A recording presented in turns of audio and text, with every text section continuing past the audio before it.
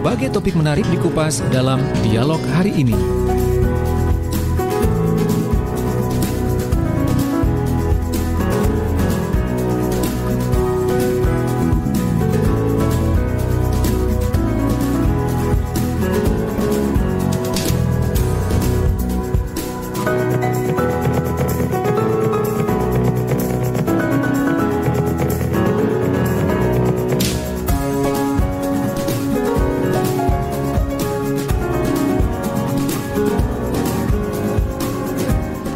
Assalamualaikum warahmatullahi wabarakatuh. Selamat sore sahabat pendengar di mana saja Anda berada. Bersua kembali dalam program Ruang Psikologi yang tentunya bisa Anda dengar di RGR Tulungagung FM 90,1, Praja Angkasa Trenggalek FM 88,9, Ersal Radio Suara Anjuk Ladang Anjuk FM 105,3 dan Mahardika Bondowoso FM 91,9 serta LPPL Radio Suara Sidoarjo. Untuk kesempatan sore hari ini tema yang kita angkat adalah work-life balance, dilema orang tua yang bekerja bersama, tentunya dengan narasumber kita yang tidak asing lagi adalah Dr. Dewi Retno Suminar MSc. Beliau adalah psikolog dan juga dosen psikologi dari Universitas Airlangga UNER. Untuk Anda yang bertanya silakan di 031 896 1514 untuk yang on air, atau juga Anda bisa tulis komentar di sosial media kami karena kami juga post di Facebook dan juga Instagram, serta Anda juga kirim WA, SMS juga boleh di 0821 3264 109. Sekali lagi tema kita adalah dilema orang tua yang juga dua-duanya bekerja. Bagaimana ya dengan nasib anak-anaknya? Karena kita tahu bahwasannya sesudah menikah, apalagi punya anak, tentunya pasangan, satu di antaranya biasanya bapak, mengalah dan merelakan pekerjaannya untuk mengurus anak atau juga lebih fokus untuk mencari nafkah begitu ya. Sementara dari sisi istri biasanya lebih banyak di rumah. Tapi yang dalam kondisi ini tidak sedikit pula yang menjadi working parents, orang tua yang bekerja dua-duanya. Entah itu dari pihak suami, istri, dari pihak ayah atau ibu karena kondisi finansial yang kurang memadai. Tapi kalau melihat fenomena seperti ini yang kita tahu bahwasanya fenomena ini kan banyak dialami oleh pasangan keluarga, pasangan suami istri begitu ya. Mengkomunikasikan atau membuat supaya anak-anak tumbuh kembangnya baik, akhirnya tidak terabaikan karena orang tua dua-duanya sibuk bekerja. Nah, manfaatkan kesempatan untuk ngobrol bersama Dr. Dewi Retno Suminar MSc, psikolog yang juga dosen psikologi dari Universitas Airlangga. Saya sudah tersambung dengan beliau nih. Assalamualaikum, selamat sore Bu Dewi. Selamat sore Mas Panji, juga Mas Pras ya ini ya. Pras kelihatannya sudah join Ram. Oh sudah join ya. Ada Pras, selamat sore Pras.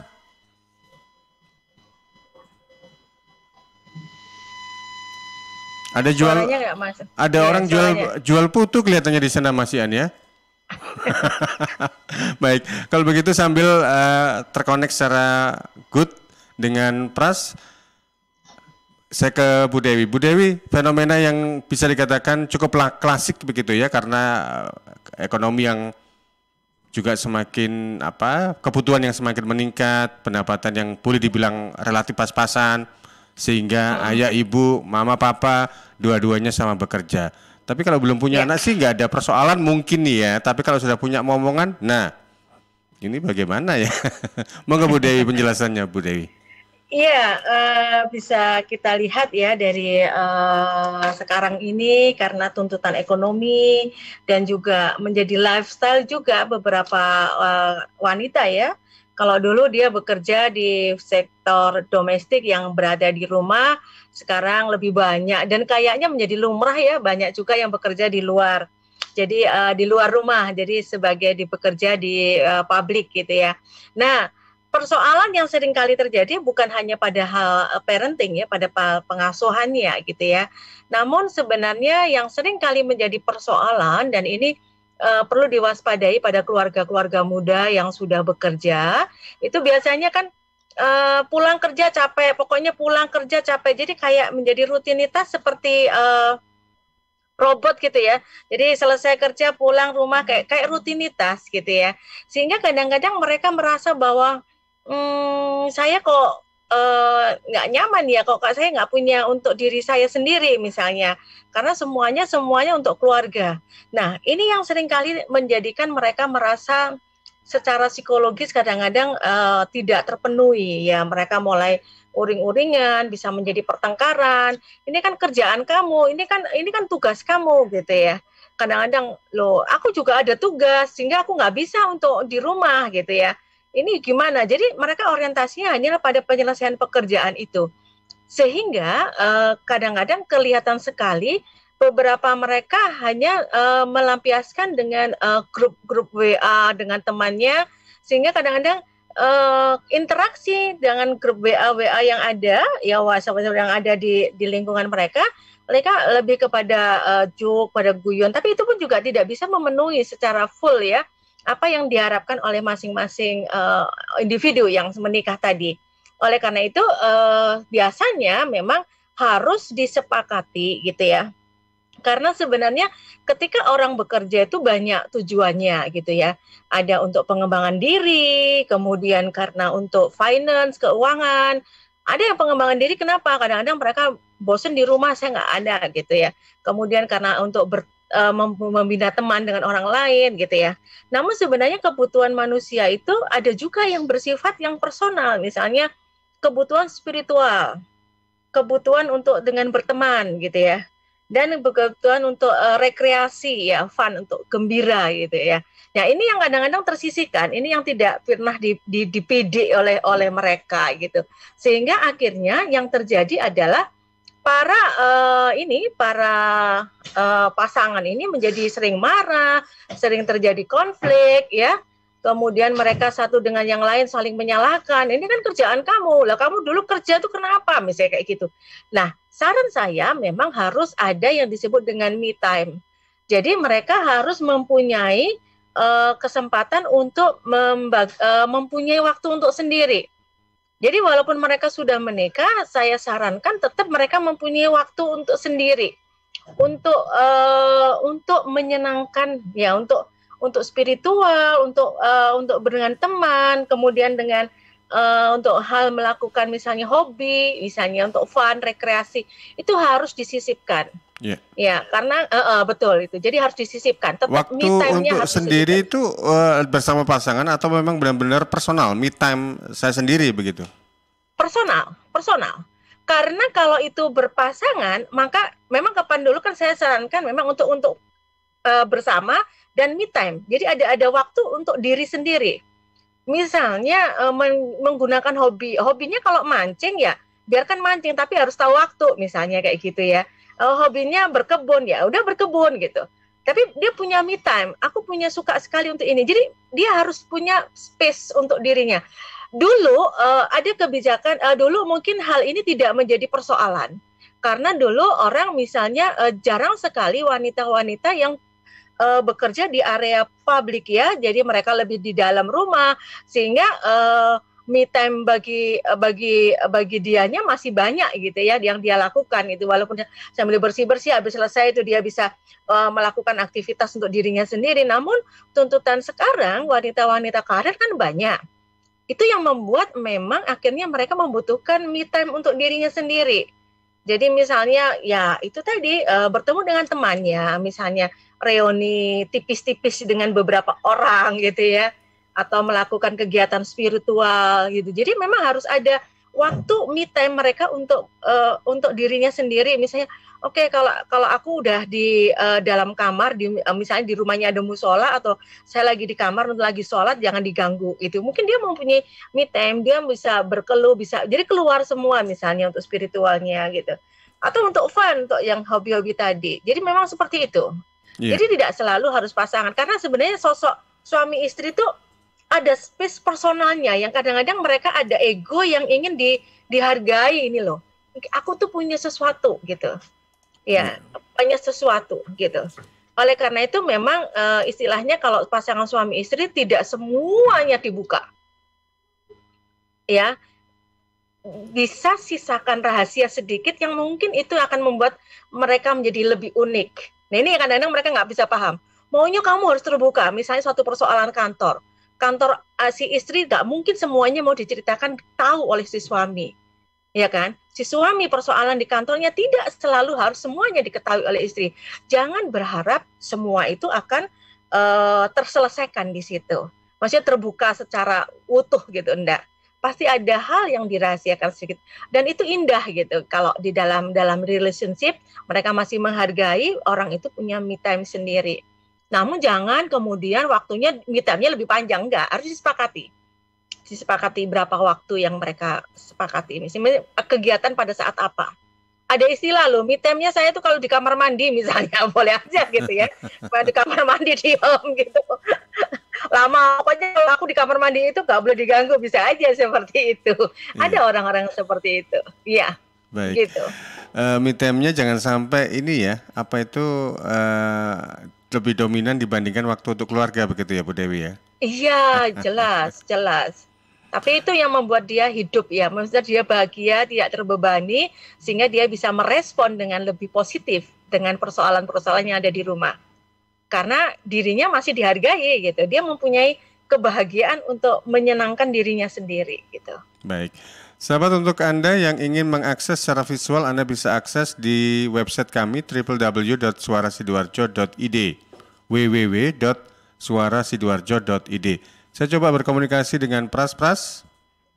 Ya, Cak Panji, bisa dengar ya? Alhamdulillah, clear sekarang. Kalau Prasetyo ini mungkin fase awal memang sempat ini ya, agak-agak ya naik turun begitu ya. Tapi sekarang ini sudah mulai menemukan ritmenya ketika dua-duanya sama-sama bekerja dan juga sudah sukses begitu ya, Pras ya? Benar sekali nih Cak Panji. Kalau sebetulnya dibilang sukses kan juga kita nggak tahu juga ya. Tapi benar tadi yang disampaikan oleh Cak Panji bahwa awal dulu ketika kita saling bekerja, ketika belum itu nggak ada masalah. Tapi anak pertama itu menjadi sesuatu hal yang sangat begitu berat. Bagaimana kita untuk mendidik, apalagi saya dan istri saya, keduanya ini sudah tidak punya ibu atau tidak anak piatu begitu. Iya, anak piatu. Dua-duanya sama pada waktu itu. Nah, ini yang sangat berat untuk kita. Kalau kita, mohon maaf, sehingga nggak ada yang bisa dititipi gitu ya, Pras? Iya, nggak ada yang bisa dititipi.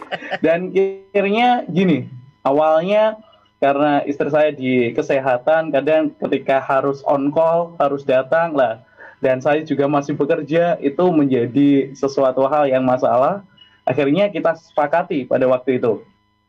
Di jam segini, kalau dulu jam pagi, itu adalah urusan saya, anak. Jadi mulai mandikan dan yang lainnya itu saya, tanggung jawab saya. Dan belanja ke pasar saya juga. Terus istri saya masak dan yang lainnya nanti kerja sampai pulang jam 11 pada waktu itu. Ganti saya yang bekerja. Jadi tidak boleh ada panggilan atau tidak boleh ada ngeretehi ketika kita sedang bekerja. Itu komitmen kita awal. Tapi meskipun tapi masih ada masalah-masalah yang hadir. Tapi kesini sudah anak kedua dan selanjutnya alhamdulillah tidak ada masalah. Awalnya memang berat. Ya, sudah bisa ini ya, menemukan ritmenya, alurnya, dan juga sudah mulai enjoy begitu ya. Baik, saya coba baca WA dulu ya Bu Dewi ya. Ya, ini dari Pak Anto yang ada di Porong ini yang menanyakan tentang tips untuk pasangan muda, papa muda dan mama muda supaya nggak berantem ketika harus bagi-bagi tugas di dalam urusan rumah tangga. Oke, matur nuwun Pak Anto atas WA-nya. Monggo Bu Dewi. Iya, Pak Anto yang dari Porong ya untuk membagi tugasnya. Sebenarnya tadi yang sudah mungkin pengalaman dari Mas Pras tadi juga ya, harus di list dulu aktiviti apa yang harus diselesaikan dalam rumah tangga itu. Misalnya mereka akan siapa yang misalnya yang sampai kecil sendiri menutup pintu, memastikan rumah di malam hari siapa yang menutup itu bisa juga menjadi suatu persoalan gitu ya. Jadi kalau misalnya nggak ada, jadi ada komitmen yang harus dibicarakan bersama. Ada satu hal di perkembangan psikologis orang-orang yang sekarang ini ketika pasangan-pasangan muda bekerja itu kan egonya kan masih ini aku, ini. Nah, oleh karena itu jembatannya memang harus komunikasi. Dikomunikasikan, di list dulu. Tipsnya list dulu pekerjaannya. Mulai yang berat sampai yang mungkin yang ringan. Pekerjaan yang ringan itu bisa dibagi bersama. Dibagi bersama dalam arti begini, kalau aku pas nggak bisa kamu yang lakuin ya, kalau misalnya kayak gitu ada sedikit tapi itu yang kecil aja gitu ya. Namun satu hal yang mungkin perlu disepakati adalah memang tadi siapa yang harus misalnya pagi hari yang memasak siapa, yang ini siapa, pekerjaanku kayak gini, kalau misalnya tempo sama, pas jam yang sama sibuknya, harus disepakati dulu gimana yang harus mengalah. Jadi memang kuncinya dalam komunikasi. Seringkali begini, di dalam hubungan suami istri itu tidak boleh adanya aku dapat apa dan kamu sudah berkorban apa. Tidak boleh seperti itu. Yang harus dilakukan adalah penerimaan penuh. Oke, aku resikoku misalnya aku punya istri yang selalu untuk mendapat panggilan karena ada kerjaan dia misalnya. Oh, saya mempunyai suami yang kerjanya waktunya tidak pasti misalnya, karena dia harus misalnya siarannya malam misalnya. Ada satu jam-jam yang mereka harus paham betul. Nah, itu harus diterima dulu, penerimaan penuh, baru kemudian di list. Tipnya itu, di list, kembali lagi di list pekerjaan yang berat-berat. Kemudian tetap sambil tertawa, sambil negosiasi, sambil guyon gitu. Nggak bisa kamu kayak gini, kan pasangan masih muda, jadi nggak bisa ego-ego. Itu akan menarik, karena dari diskusi saling ayel-ayelan itu kan semakin menjadi mereka tahu gitu. Justru yang pasangan dia menerima penuh terus-menerus itu tidak bagus gitu. Karena ini pasti ada penipuan-penipuan gitu. Karena sebenarnya gesekan-gesekan suami istri itu hal yang sangat menarik. Karena dinamis dan itu akan mempererat. Semakin seseorang itu tahu pasangannya, semakin tahu apa yang diharapkan oleh pasangannya juga. Begitu Mas Panji. Jadi di list ya pertama. Baik. Gesekan-gesekan tapi yang pasti gesekannya nggak sampai didramatisir, takutnya nanti malah berantem beneran dan endingnya nanti KPA ya Bu ya. Baik. Janganlah. Iya, jangan, mudah-mudahan. Makanya Ruang Psikologi hadir untuk Anda, berbagai solusi mengenai problematika atau kompleksitas dalam kita menjalani rumah tangga, ini juga menjadi sorotan kami. Baik, Bu Dewi, Pras, kita jeda dulu ya Bu, kurang lebih 5 menit. Nanti kita akan kembali sesudah beberapa pesan berikut ini. News, Talk, and Music Hits. Suara Sidoarjo. Your multi-platform radio. Sahabat, kita tahu bahwa merokok dapat mengganggu kesehatan, apalagi rokok ilegal. Ciri-ciri rokok ilegal yaitu rokok yang beredar di pasaran tanpa pita cukai, memakai pita cukai palsu, memakai pita cukai bekas, atau rokok yang memakai pita cukai yang salah peruntukan. Dengan harga jual yang murah, maka rokok ilegal pasti berdampak negatif, diantaranya meningkatkan jumlah perokok pemula dan juga berdampak pada penerimaan negara. Mari bersama-sama memberantas rokok ilegal. Iklan layanan masyarakat ini dipersembahkan oleh Bea Cukai Sidoarjo. Halo arek-arek Jawa Timur, piye kabare? Muga-muga kabeh apik ya. Saya Via Valen mau mengajak kita semua untuk tetap jaga kesehatan di tengah pandemi. Yuk ikut gerakan pakai masker dan tetap ikuti anjuran pemerintah. Dengan cara tetap jaga jarak, sering cuci tangan pakai sabun, hindari keramaian, dan pakai masker kalau keluar rumah. Yuk jaga kesehatan karena banyak orang tersayang yang ingin terus bersamamu. Bersama, kita lawan COVID-19 dengan terus mengingatkan hal-hal baik. Masih banyak banget saudara kita yang belum paham betapa bahayanya COVID-19. Oleh sebab itu, penting untuk kita saling mengingatkan. Semoga kita semua selalu sehat dan tetap produktif di kala pandemi. Ingat, ojo lali nggawe masker ya. 2/3 komponen penyusun tubuh kita adalah air. Perhatikan apa yang kita minum. Pilihlah yang bukan hanya menghilangkan haus, tapi punya nilai lebih. Untuk sehari-hari atau acara khusus, minum air dalam kemasan Santri, produksi Kepontren Sidogiri Pasuruan, yang tidak hanya menyehatkan, tetapi turut mengembangkan perekonomian umat. Santri, air minum dalam kemasan yang diambil dari mata air umbulan yang jernih, segar dengan kandungan mineral yang stabil, diproses melalui sand filter, carbon filter, disterilkan dengan ozon, dan sinar ultraviolet dengan teknologi water treatment melalui mesin pengisian otomatis. Santri bersertifikat halal MUI, BPOM, ISO 9001, dan SNI. Dapatkan dalam kemasan 120 ml, 240 ml, 330 ml, 600 ml, 1500 ml, dan kemasan galon. Info lengkap dan pemesanan air mineral dalam kemasan Santri, hubungi CV Lantabur, Jalan Sawo, RT 03 RW 01, Plumbungan, Sukodono, Sidoarjo. Telepon 0812 3404 0289. Air minum dalam kemasan Santri. Kalau kamu anak muda yang pengen nyoba narkoba untuk pertama kali,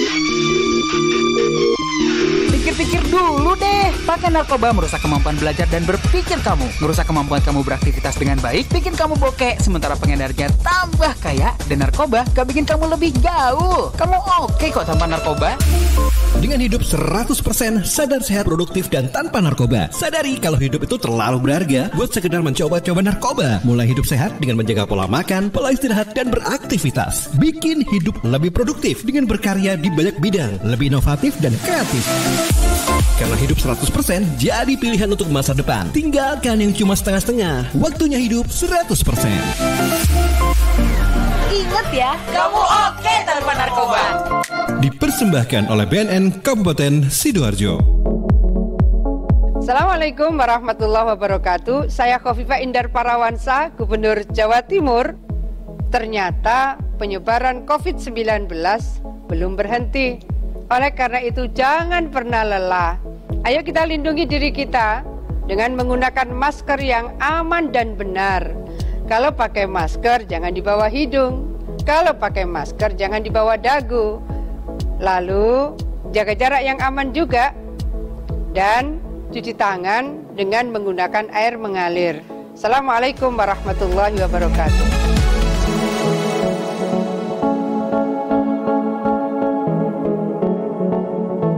Suara Sidoarjo, lembaga penyiaran publik lokal pemerintah Kabupaten Sidoarjo. Baik, terima kasih Anda masih bersama kami dalam program Ruang Psikologi yang tentunya bisa Anda simak di RGR Tulungagung, Praja Angkasa Trenggalek, Ersal Nganjuk, Mahardika Bondowoso, dan LPPL Radio Suara Sidoarjo. Masih bersama Dr. Dewi Retno Suminara Mesi, psikolog. Kita masih tentang work-life balance, ya, menyeimbangkan antara kerja dan juga hidup, khususnya bagi pasangan suami istri, apalagi yang sudah punya momongan, sudah punya anak, ya. Saya berikan kesempatan untuk Miyarsa di Suara Anjuk Ladang. Barangkali ada pertanyaan, silakan Mas.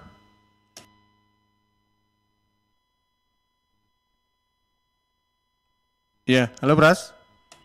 Iya, Cak Panji. Oke. Ya, ini ada beberapa pertanyaan dari teman-teman Ersal. Ini ada Bu Retno. Bu Dewi, saya seorang buruh pabrik dengan beban kerja yang begitu berat dan mood saya sering berubah. Saya merasa tidak mampu mendidik anak dengan baik. Namun, apabila saya tidak bekerja, kebutuhan keluarga kurang. Bagaimana cara mendidik anak yang baik dengan saya masih bekerja? Baik, langsung ditanggapi Bu Dewi atau beberapa pertanyaan mungkin? Atau langsung? Langsung boleh. Langsung dulu ya. Oke, monggo Bu Dewi. Baiklah, terima kasih Bu Retno yang buruh pabrik ya. Ini menarik sekali karena memang pekerjaannya full ya, bangun pagi langsung ya sampai Sabtu gitu ya bekerjanya. Ya, memang ada satu persoalan pada pekerja perempuan itu adalah bagaimana dia mengelola emosinya gitu ya. Emosi itu harus benar-benar. Satu hal yang harus Ibu coba untuk tips untuk diri Ibu adalah Ibu harus bersyukur bahwa Ibu bisa memainkan dua peran. Peran di rumah dan peran di luar rumah. Jadi ketika ibu merasa, oke, alhamdulillah atau bersyukur ya Tuhan, saya bisa bekerja, saya bisa mencari uang, saya bisa. Nah, kegiatan untuk mensyukuri bahwa ibu bisa keluar rumah, saya mempunyai teman, saya bisa berinteraksi, saya dengan masih bisa memberikan uang jajan dengan anak saya, dengan adik-adik ini. Nah, itu kalau ibu melakukan dengan suatu bentuk syukur tadi, lama-lama ibu tidak akan mengatakan itu sebagai suatu beban. Beban atau tidak dalam bekerja, itu yang seringkali membuat perempuan itu pulang marah-marah. Karena aku loh sudah bekerja, aku loh mau kamu itu enak ya bekerja, kamu habis itu yang sering kali dimunculkan.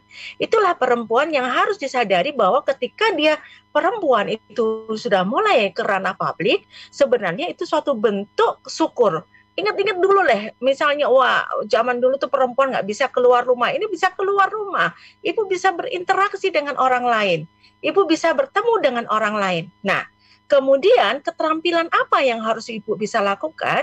Ibu bisa lakukan yang disebut dengan self control dengan melakukan self talking dengan mengatakan begini, saya ada di mana dan peran saya sebagai apa?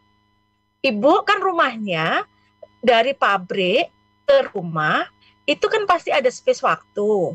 Nah, space waktu itu kan berubah peran ibu. Nah, kalau berubah peran, maka ibu harus memainkan psikologi ibu untuk sebagai seorang ibu.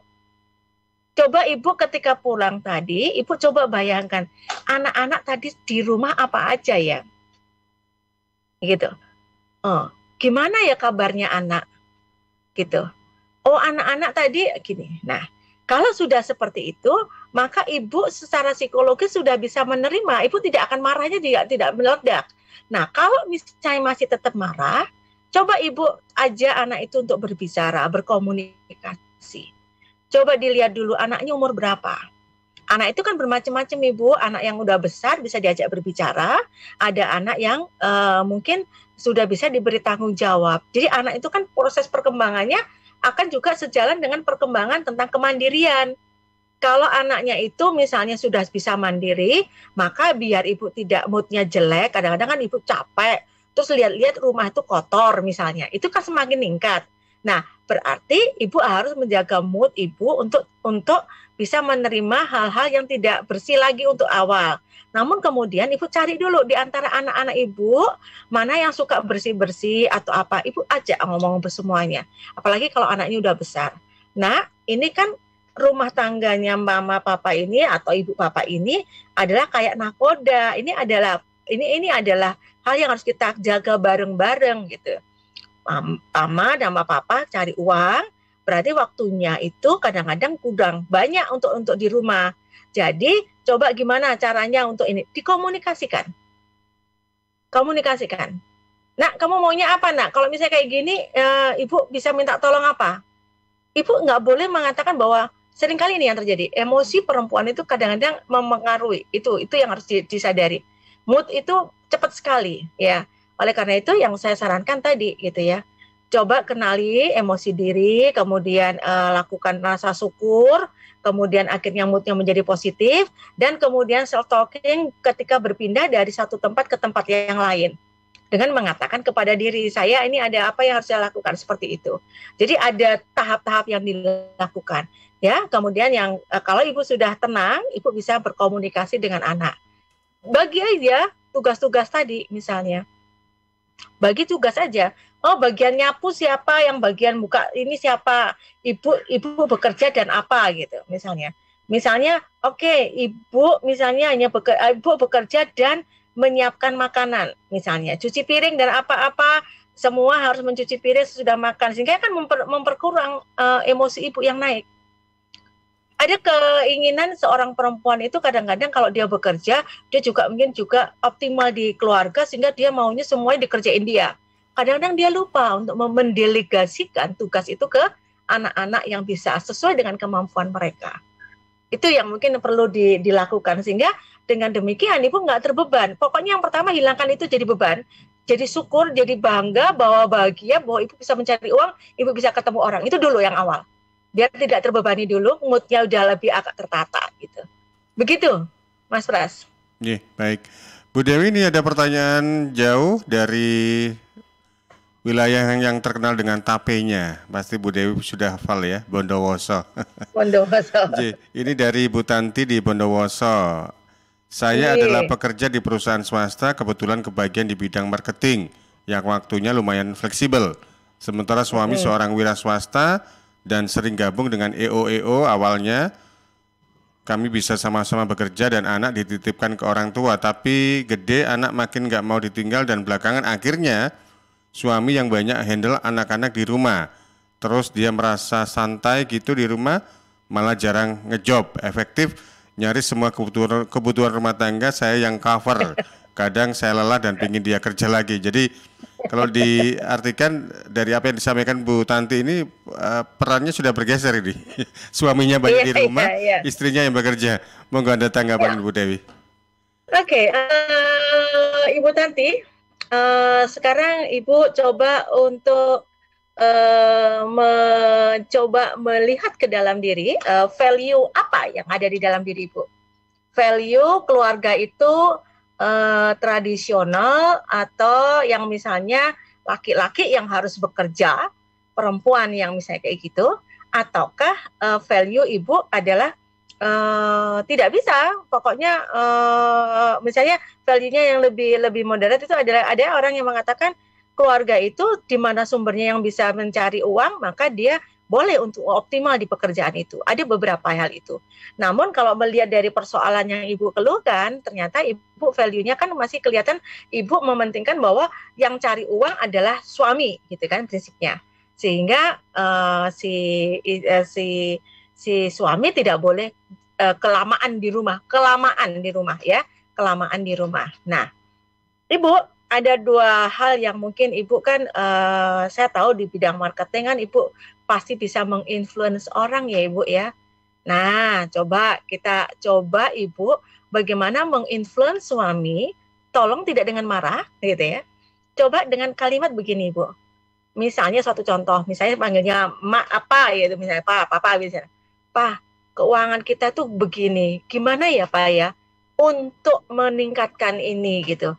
Kemarin kan papa seperti ini, kita sudah dapat ini. Nah sekarang anak-anak semakin besar kan butuh ini, gimana ya Pak ya? Terus pasti papa kan suami Ibu kan mengatakan, lah ini anak-anak gimana? Oke, ayo kita tata ulang lagi. Nggak apa-apa Ibu, itu kan sebuah kehidupan perkawinan itu kan suatu perjalanan. Ada naik, ada turun, ada ombak, ada gangguan, ada ini. Yang penting itu kuat untuk melakukan itu. Nah, saran saya adalah dicoba untuk menyatakan gitu. Jangan kemudian yang terjadi yang sering kali, maaf, ini ibu-ibu itu biasanya gitu, batin, marah, ini kok enak banget tuh tambah di rumah. Jadi itu yang menjadi pemicu marahnya. Menjadi pemicu marahnya. Nah, Ibu kan sebagai marketing pasti menginfluence orang, bisa sampaikan aja, aduh gimana ini keuangan kita, kalau keuangan penghasilan kita ketika anak-anak butuh biaya lebih tinggi, ya tentunya kita kan harus semakin kuat untuk mencari nafkah. Tapi gimana ini Mas, misalnya kayak gitu. Jadi mungkin bisa disampaikan di situ. Kalau ini disampaikan, maka yang terjadi adalah mereka akan bisa lebih tahu bagaimana caranya untuk menata gitu ya. Oke, harusnya seperti ini, harus seperti. Jadi jangan kemudian disuruh Ibu, jangan disuruh dan disalahkan. Tapi di-influence, Ibu mempunyai kemampuan itu. Karena Ibu mempunyai sebagai seorang marketing gitu. Manfaatkan itu, menginfluence. Karena Ibu kan biasanya menginfluence orang kan mengatakan pentingnya ini gitu kan. Nah, Ibu coba tolongkan. Pentingnya sekarang itu adalah ini. Nah, itu yang mungkin bisa menggerakkan si suami. Karena bagaimanapun seorang sosok laki-laki kan dia mau melindungi keluarganya. Kalau ketika dia help misalnya kayak gini, Ibu bisa nyampaikan di situ. Ya. Jadi sampaikan Ibu seperti itu. Jadi jangan dipendam ya, dipendam dan kemudian marah gitu ya. Lama-lama marah, kemudian enak misalnya. Enak sekali dia gitu ya. Enak sekali dia diam di rumah. Aku yang istrinya harus kerja. Jangan seperti itu akhirnya. Jangan seperti itu. Ya. Barangkali begitu. Paradigma masyarakat juga masih memandang bahwasanya suami itu sebagai tulang punggung keluarga, begitu Bu Dewi ya. Iya, itu yang pressure eksternal ya, pressure eksternal yang normatif. Karena itu saya bilang harus ditanyakan ke dalam diri, value-nya bagaimana. Jadi ada orang yang mengatakan keluarga itu rezekinya dari sudut manapun gitu. Sehingga kalau dari si suami lagi tidak ada pendanaan, maka si istri yang ada itu ada juga yang seperti itu dan it's fine gitu ya. Ketika suaminya berbagi tugas, dia di rumah kan, kemudian dia misalnya membenahi rumah, misalnya ada yang rusak, ada yang ini, misalnya mobil kadang-kadang menjadi sopirnya, ada yang seperti itu dan fine dalam rumah tangga dan mereka bahagia. Itu jadi value mereka yang harus dilihat, dan di masyarakatnya bagaimana pressure-nya eksternalnya itu. Begitu. Mungkin juga perlu dilirik menghasilkan uang dari rumah, work from home, all shop atau buka warkop atau apapun, barangkali juga bisa jadi sebuah ini ya Bu, solusi barangkali kalau memang dari sisi finansial agak kurang begitu, atau memang relatif kurang mencukupi. Baik Bu Dewi, ini ada 2 pertanyaan, langsung saja saya jadikan satu, nggak apa-apa ya Bu? Dari Pak Joko di Tulangan, apakah mungkin seorang ibu yang bekerja bisa memenuhi semua kewajibannya dari kerja, urus anak, urus rumah dan juga urus suami? Kemudian dari Bu Rati di Tanggulangin, saya menitipkan anak saya ke tetangga selama kerja. Semakin besar kok malah semakin dekat ya sama tetangga dan gak terlalu suka kumpul dengan keluarga sendiri. Apakah ini sebuah sinyal saya harus resign dan fokus ke pertumbuhan anak saya sendiri ya Bu? Monggo ditanggapi Bu Dewi. Ya, terima kasih Pak Joko Tulangan. Apakah memungkinkan seorang istri bisa mengatur rumah, kemudian dia mencari uang, dan kemudian dia mendidik anaknya? Saya mengatakan mungkin gitu. Mungkin gitu. Kenapa caranya? Caranya adalah bagaimana dia mengatur waktu gitu. Arrange waktunya. Namun sebenarnya ada sosok perempuan itu, ada satu hal yang menguatkan dia adalah apresiasi terhadap apa yang dia kerjakan, afeksinya. Jadi kalau misalnya dia bekerja dengan begitu dan kemudian si anak itu merasa, aduh mamaku udah bekerja, udah gini, mamaku bagus, mama gini, dia sayang, maka semakin dia kuat untuk melakukan. Itulah perempuan gitu ya. Jadi memang ada suatu unsur ketika dia melakukan sesuatu, do something, melakukan sesuatu, itu ada faktor emosional yang akan mempengaruhi.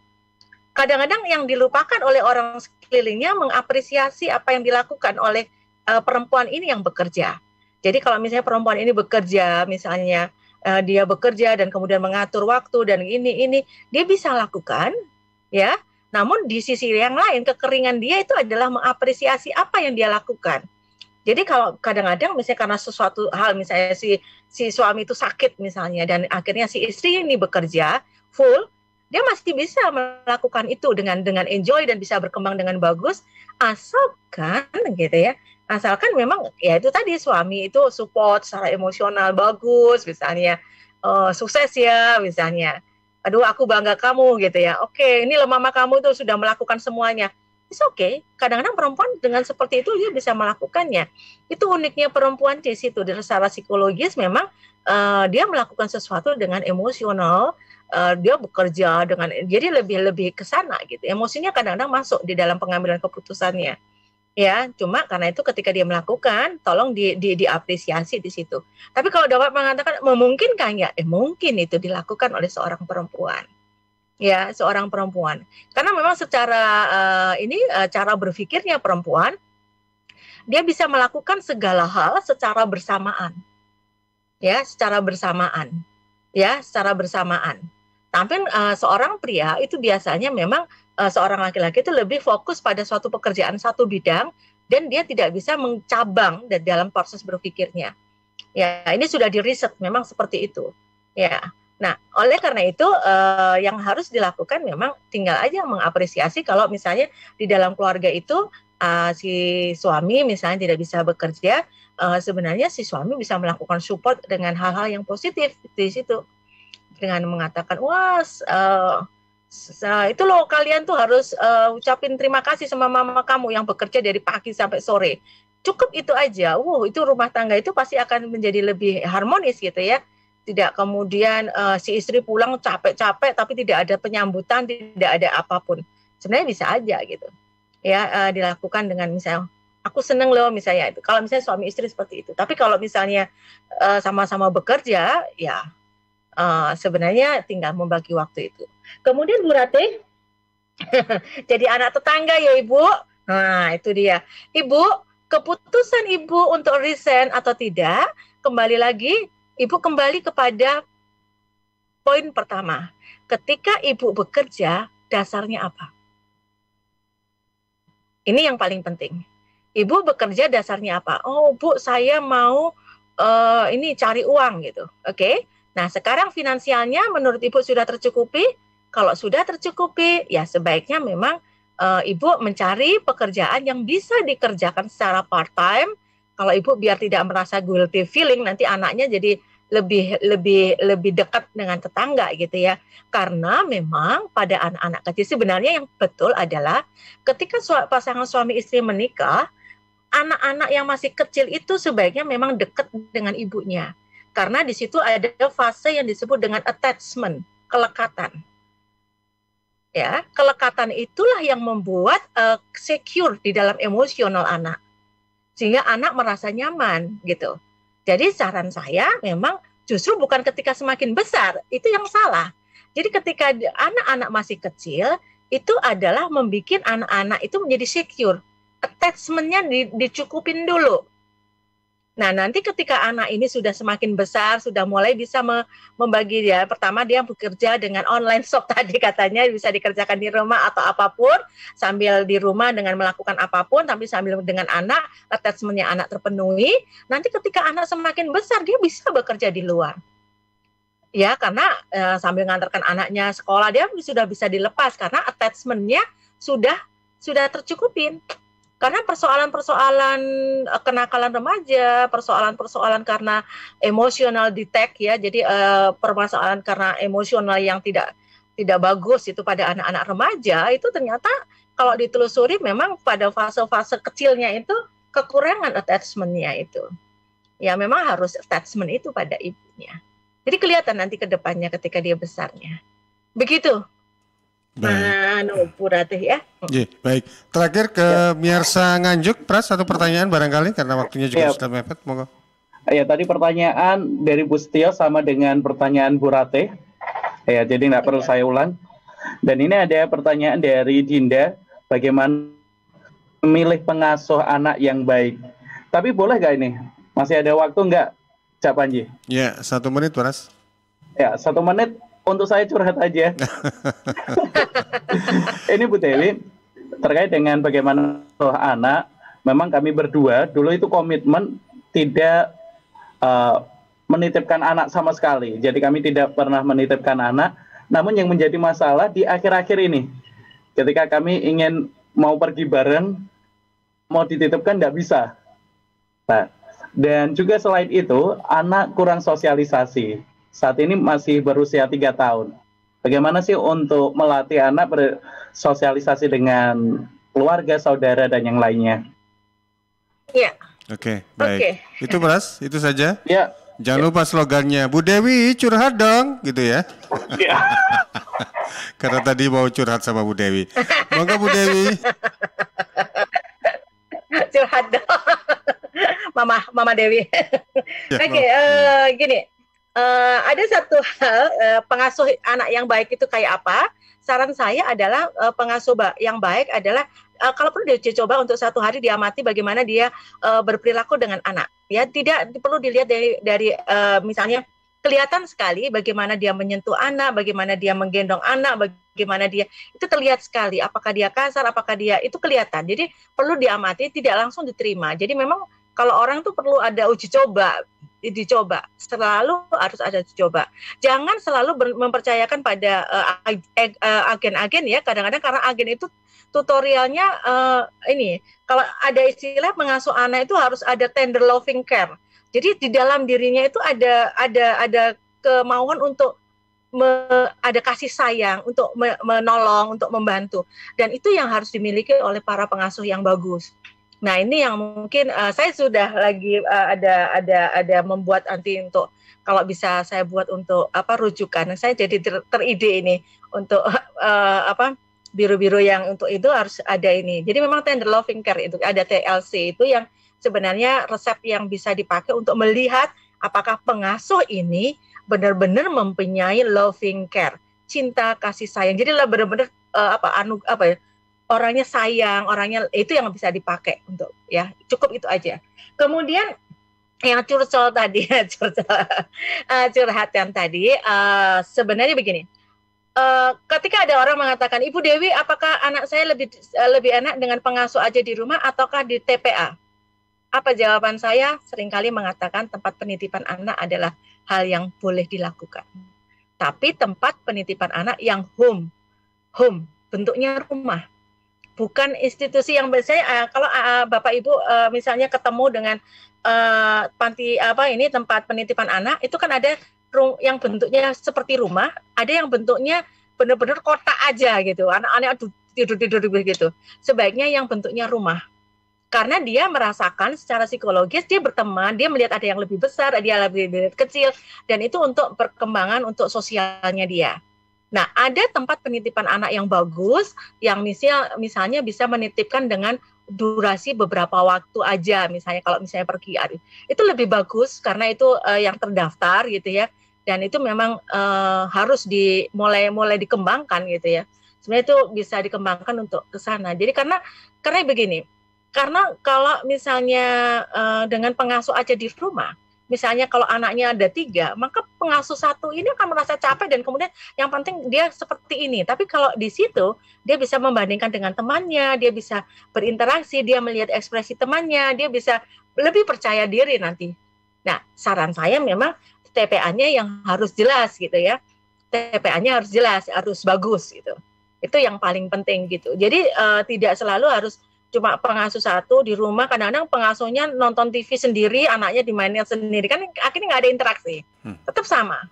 Jadi saya seringkali kalau ditanya, ya saya sarankan, ke TPA aja, tempat penitipan anak yang bagus. Jadi bukan tempat penitipan anak tempat penitipan anak yang bagus, yang bisa mungkin tidak selalu full, misalnya hanya beberapa kali, 1 kali datang berapa, ada beberapa hal tempat penitipan anak yang bagus untuk itu. Mungkin itu yang mungkin saya sampaikan gitu. Baik. Ya, terakhir ada pesan untuk kita semua Bu Dewi terkait dengan work-life balance, menyeimbangkan antara kehidupan rumah tangga dan pekerjaan. Bagi semuanya